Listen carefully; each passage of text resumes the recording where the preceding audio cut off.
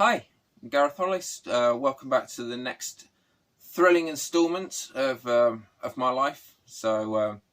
Everything you never needed to know about me. I'm going to apologise first off that if you see me rubbing my nose a lot, my body seems to have decided that at the age of 37, it's suddenly going to develop hay fever, I think. I'm in the caravan on my driveway and there's a tree next to me and it's really windy. I apologise now if I rub my nose a lot, but it keeps getting really aggravated and itchy. This is new to me. I've never had hay fever before. A quick trigger warning. I've spoken now about suicide. I've spoken about depression. At some point, I'll be talking about assault. That's the only one really that's left. However, I've not got many more to go, so there's a good chance it's going to be in this episode, I imagine. In fact, actually, this could even end up being the last one, although probably not. I don't think I'm going to get through everything. Anyway, so let's see what the random number generator says. 24.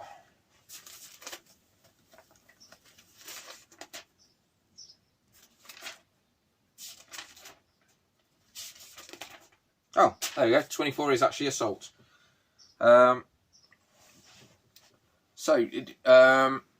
Obviously, assault can come in several forms. So the first one actually we'll talk about quickly is physical assault. When I was living in Lincolnshire in Horncastle, there just seemed to be a lot of animosity towards me. I don't know exactly how much of this came from just the fact that I wasn't local and it was very much a local place for local people. Also, I came in. My dad opened up like a high-end type place. The patisserie wasn't. Yeah, if it had been like a Greasy Spoon cafe, maybe that would have helped. Then there's me and my three younger sisters. We all went straight in at the grammar school because we passed the 11 plus. So again, that might have been some feelings of animosity there. I know my wife went to the other school and she said that people at her school generally did not hold a good view of the people who managed to get into the grammar school, to the point that a lot of people didn't even take the 11 plus because they'd rather go to the other school where their friends were going than go for like the good education. I suppose that's their choice, but anyway, so there seemed to be a lot of animosity towards me and my family, and I know my dad had quite a few cars either broken into, vandalised. Like you get the little tri-star thing on the front of Mercedes. We're talking old cars here. We're talking cars that were probably 20, 25 years old maybe, and they'd made it that far in life without having those snapped off. But bring it to Horncastle, get snapped off. I remember I had 3 cars broken into on the same night once. 2 of them were kind of wrecks and that weren't going anywhere. But even so, like 3 parked side by side, they all got broken into. So many cars broken into or vandalised. Like one morning, there was one night I went out and there was about 15 people, I'd say, tried starting on me and a friend. But they tried starting me and a friend, but only because he was there. They made it clear they weren't bothered about him. It was just me they wanted. And anyway, we managed to get away. But the next morning, I found every single window on my car had been smashed, sunroof smashed, mirrors ripped off, number plates ripped off, sound system stolen. And that was really annoying because I was meant to be going down to Devon in it that day. As if it wasn't annoying anyway, especially since that's a car actually I'd love to still have. I can imagine actually if it was still going, I probably would still have it. Even though I bought it with 250,000 miles on the clock, it was a great car. But anyway, that's not even the assault I was on about. So there was one night I just walked to go home. I was pretty drunk myself, and suddenly, I was at the point where I was struggling even to walk. I was quite drunk. I was certainly not in any position to really defend myself. I was walking home. Suddenly, I got jumped on from behind, and there was 4 guys who just started like kicking, punching me. I just curled up in the floor and tried to protect my head. There wasn't really a lot I could do anyway. And all I did was manage to get the number plate of the car. And then when I did get away, I reported that to the police, and then they tracked it down, and the guys ended up going to court. And apparently the reason behind it was that I'd hit one of their friends with a bit of wood before, like a couple of weeks before or something like that. I can't remember the exact timeline they gave. So this other friend was going out with one of my sisters. I couldn't even tell you his name, let alone want to hit him with a bit of wood. And I wasn't even living there at the time. I was living in Hull. I was only come back for the weekend. I wasn't even in the county at the time this other attack supposedly happened. But apparently that was the rationale behind it. I didn't even get to give that side of the story, because I found out actually from an ex-girlfriend who contacted me, and it was in the local newspaper, and she found out, and she knew about this court case and that I'd been awarded a little bit of money as a result of it before I did. They hadn't even told me. They hadn't given me a chance to say, that other attack, that didn't happen at all. That was not a revenge attack. Anyway, so that's physical assault. I had plenty of. That's actually probably the fairest fight I ever had, that I was ever offered in Horncastle. No one ever actually tried to take me on one-on-one, unfortunately. Not that I was raised to scrap, but at least I would have had a chance, and then maybe then I could have actually learned to fight a bit better. But no one ever gave me the chance. It was always a big gang of people against me. Sorry, this hay fever was really aggravating me now.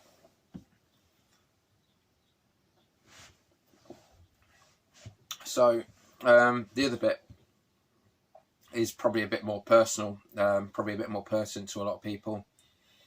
Obviously, you've had the whole Me Too campaign going on, and it seems to be mostly women, I have to say, who are answering that. But yeah, it's obviously not just women who get sexually assaulted. So when I was about 18, about 18, I think, 18, 19, it was when I worked at McDonald's, and it was after their Christmas party, and I was very, very drunk. I'd just been trying to get into a club, and they turned me away because I was too drunk. So I was just walking home, or trying to walk home. It was a bit of a way, and so and a car pulled up alongside me, and you could obviously see I was drunk. Asked if I wanted to carry on drinking. I was like, yeah, okay, yeah, good. I had been trying to get into a club with that very intention of carrying on drinking. Anyway, so I went back to his house. I was pointing out, even at that young age, I should have obviously known better, but I was very naive. I was very, I hadn't really matured. And even now, actually, I'm not at the maturity level I should be. And I blame this partly on my regressive memory, partly probably on the fact that after my mum died, I was probably very mollycoddled and not really put in a situation where I ever had to grow up, because I think my dad was just so defensive of us after that, that I never really reached that maturity level that I probably should have been at. Anyway, I never realised, I didn't see this coming, so went back to his house and then started, I got the drink that was promised. As far as I know, it wasn't spiked or anything, but that in itself then started, he started trying to touch me and pulling my trousers off and things like that. And even in the state I was in, I managed to get up and get to the door and get out, and get my trousers back on and stuff. And luckily, as far as I got, he would have seen some stuff, but as far as I remember, that was all that happened. He didn't actually manage to touch me like sexually or anything. And Then I got away. I had no idea where I was. I was in Leicester somewhere I hadn't really been living for that long, apart from, since being a child, and when I'd moved away and I'd come back, but I hadn't really been driving much in Leicester, therefore I hadn't really got to know much of it, and I had no idea where I was, because the Christmas party wasn't held near where we lived. It was held closer to the town centre. I rang the police, and I have to say that they did not seem bothered at all. I told them that someone had tried to sexually assault me, that I was now just wandering around, not knowing where I was, and that they weren't bothered in the slightest. Like, no one came out to me, no one tried to take a statement, or even just try and get me home and safe.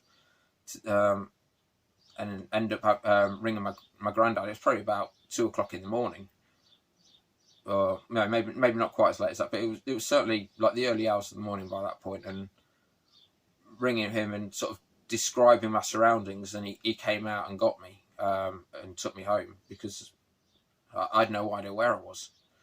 And it's not often, actually, I slate the police, because they're the good guys. I know they might be seen as like ruining people's fun and stuff, but essentially they're the good guys, and I don't like to have bad things to say about them. But in that instance, I think they certainly should have done more. And if I'd been female and described this, I imagine they would have done a lot more. But that's the disparity of being male, I suppose.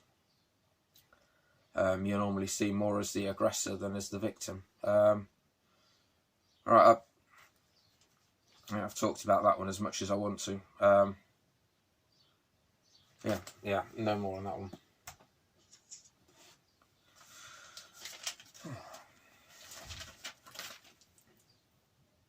Oh, there we go. Bit more light-hearted.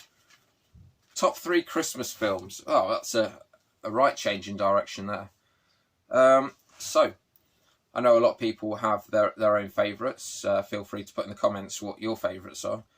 For me, it's not necessarily the best Christmas films of all time, but these are films that I'll try and make an effort to watch every Christmas. We'll watch them. So I've got, for top 3 Christmas films, there's 4.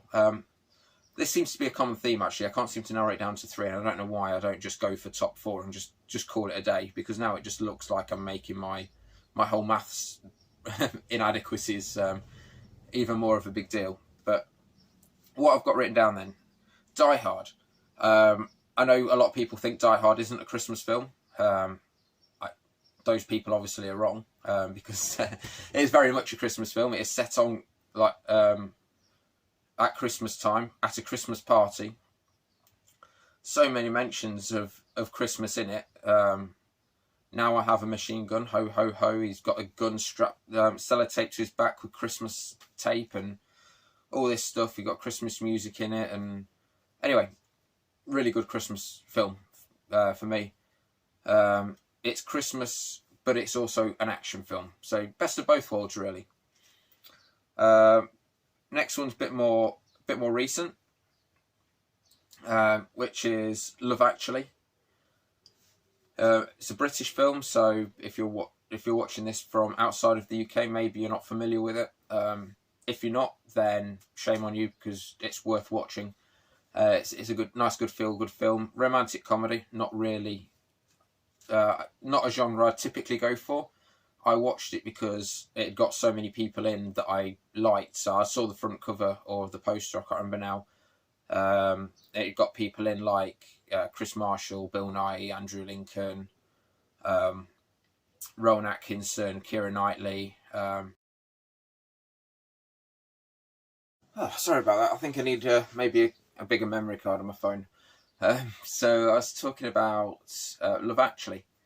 So lots of people in it who I liked. Not normally my genre, but I watched it and ended up really, really liking it, to the point where I will now watch it every year.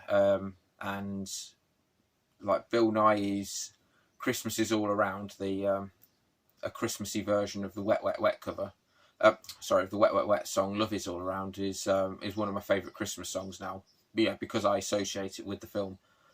So if you've not watched it, yeah, give it a go. It's a good film. It's got lots of good people in. Alan Rickman as well. He's in it. I didn't get to mention him before the memory cut off before. Obviously, in fact, actually, I've only just realised this. Also, Die Hard. He was in that as Hans Gruber. So he connects to my favourite Christmas films. And next Christmas film doesn't have him in, actually. Well, yeah, 2 out of 3. Well, in fact, 2 out of 4, isn't it? Because it turns out I can't count. So Home Alone, something watching as a kid, I remember how I love this idea of just the kid taking on these sort of vicious burglars. Well, not really vicious, are they? But yeah, taking on these grown-ups and winning, and just having a laugh with it. And I think Macaulay Culkin did a really good job in it. I don't know if you've seen the adverts recently of him sort of recreating scenes from Home Alone, but with Alexa, and showing how much easier it would have been, like, to try and have that battle in modern using modern technology to do things, rather than all the steps he had to go through to get rid of these burglars. Well, in fact, it'd been a lot easier these days anyway. Just think, as a kid that age, you'd have probably had a mobile phone, especially in a household as rich as the McAllisters. I mean, that house, it's such a lovely house they had, like a mansion. Always makes me wonder what he actually did for a living, Mr. McAllister, because that was an amazing house, and to be able to afford to take that whole family on that foreign holiday, etc. I imagine Kevin McAllister would have probably had a mobile phone, and he could have just called his parents and said, "You forgot me," and they could. And we've got some burglars keep prowling around. Can you give the police a ring? And job's a good one. So I said I got 4 instead of 3. Miracle on 34th Street is another one. It's just a real sort of Christmassy film, real feel-good film that makes almost like swell with emotion when, like, you see all the posters everywhere saying, like, I believe, when they're asking, like, do people believe in Santa, when he's in court accused of not actually being Santa because none of the grown-ups believe in Santa anymore. And it's only children really who believe in him, and yet the adults are telling the children that Santa's real, and yet at the same time there's a court of law saying that he isn't real, because that would be ludicrous, and it's the same adults. And obviously, it turns out he is real, and it's just a nice, heartwarming film. I think.